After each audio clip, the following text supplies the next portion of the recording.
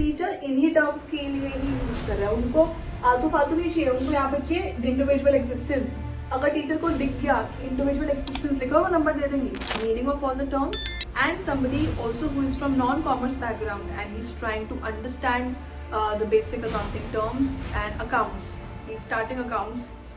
He or she is starting with that person is an individual. This company has a different existence under law.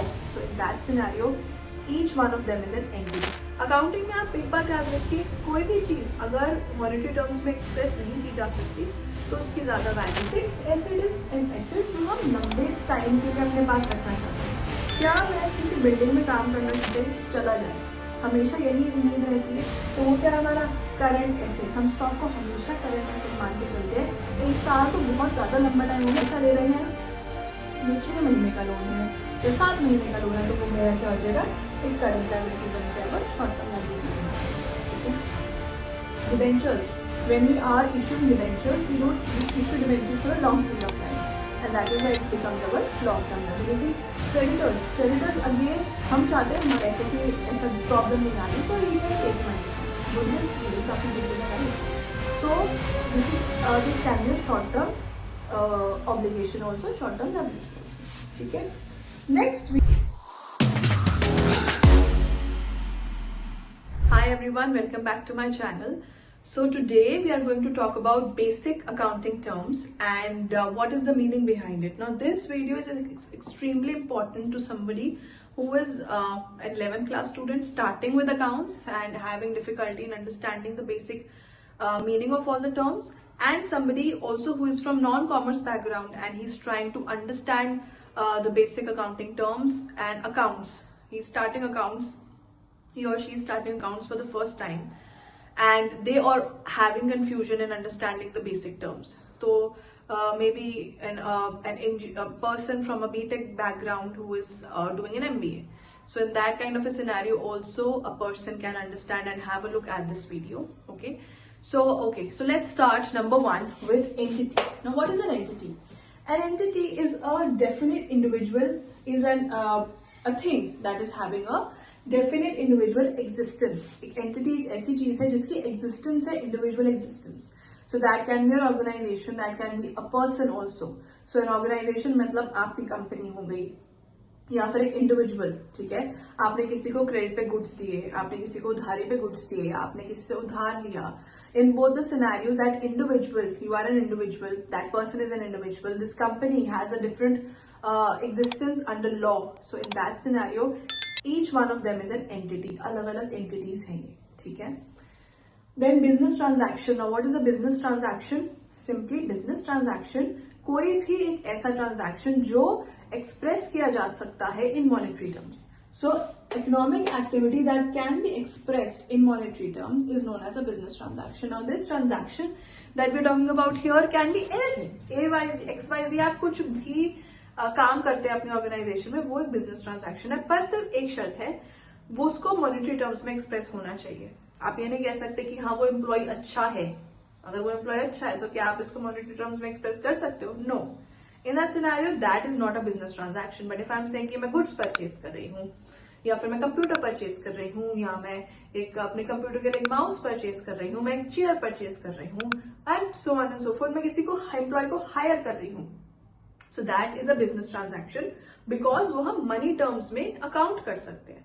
Accounting में आप एक बात याद रखिए, कोई भी चीज अगर मॉनेटरी टर्म्स में एक्सप्रेस नहीं की जा सकती तो उसकी ज्यादा वैल्यू नहीं है, क्योंकि वो शो ही नहीं हो सकता। सो अकाउंट्स में या तो आप किसी तरीके उसकी वैल्यू पता कर लो, जैसे कि गुडविल की अलग से वैल्यू नहीं दी जाती बट हम कैलकुलेट कर लेते हैं, तो या तो आप उसे कैलकुलेट कर सकते हो तो फिर ठीक है, अगर कैलकुलेट भी नहीं हो सकती है तो फिर उसका हमारे अकाउंटिंग में कोई पर्पस नहीं है, तो वी इग्नोर इट।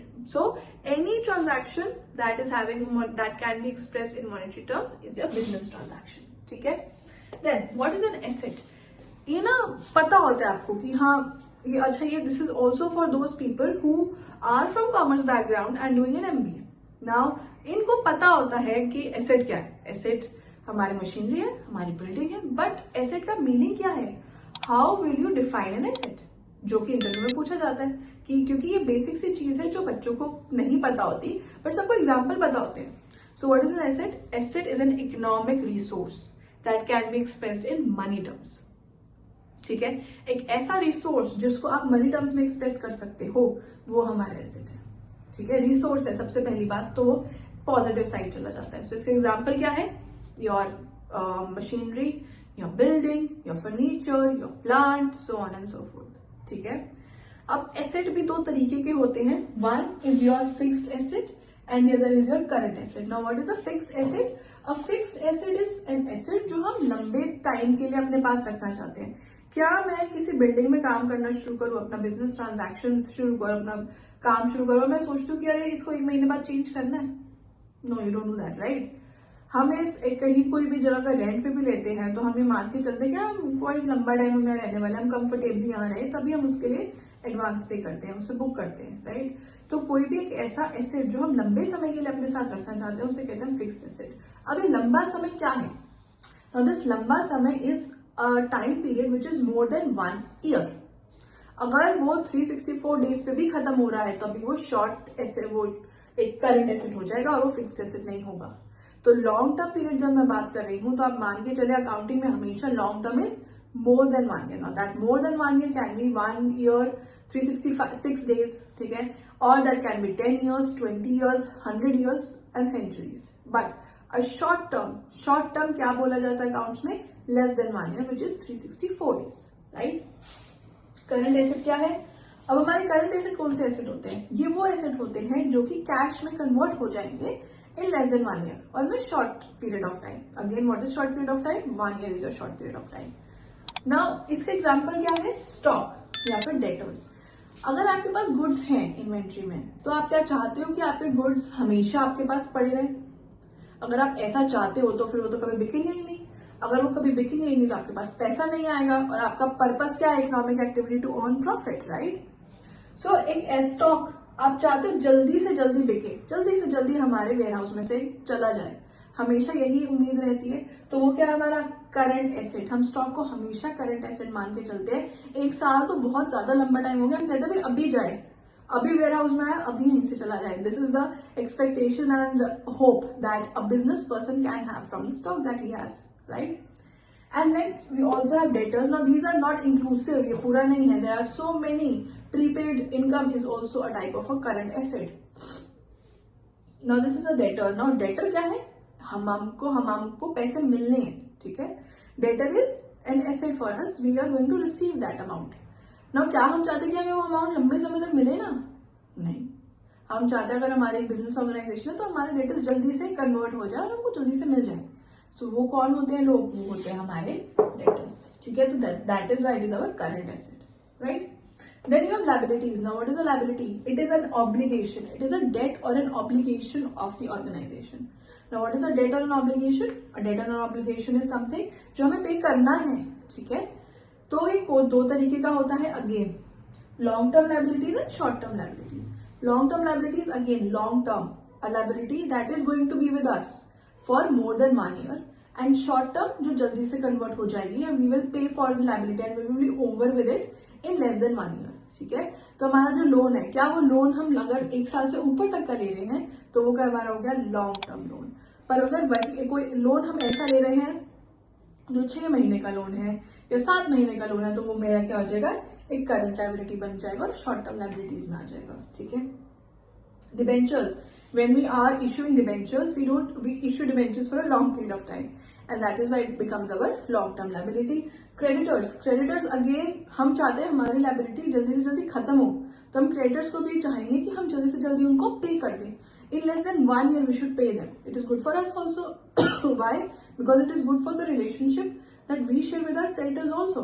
कल को अगर हम किसी से पैसा उधार पे लें और हम 2 साल निकाल दें पे करने में, 3 साल, तो क्या आगे से वो बंदा हमारे साथ ट्रांजैक्शन कुछ भी सेल परचेज करेगा? नहीं करेगा, राइट? अगर हम चाहते हैं कि हम क्रेडिट पे भी चीज लेके आ रहे हैं, हमारी लायबिलिटी है, तो वो भी हम जल्दी से जल्दी पे करें, ताकि कल को अगर हमें फिर से लायबिलिटी पे लाना है तभी हम वो बंदा बोले कि हाँ ये पैसा यहाँ से रिटर्न हो जाता है, यहाँ पे पैसे की ऐसा प्रॉब्लम नहीं आती, so he can take money from us. Goodwill, यही तो आपकी गुडविल है, right? So this can be a short term obligation also, short term liability also, ठीक है. Next we come to capital. Now these are the very basic terms that we're talking about. Capital is also a very basic term. What is capital? Capital is anything that the proprietor is coming in with. ठीक है, आप कोई भी business शुरू करते हो, आप बहुत चीजों से शुरू कर सकते हो अपना बिजनेस. हो सकता है आप एकदम स्क्रैच से शुरू कर रहे हो तो आपके पास जीरो अमाउंट है, आपके पास कुछ नहीं है.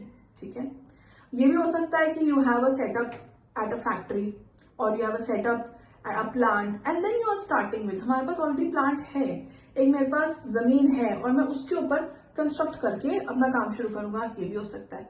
तो वो जो अमाउंट है उस बिल्डिंग का, तो वो क्या है, हमारा कैपिटल.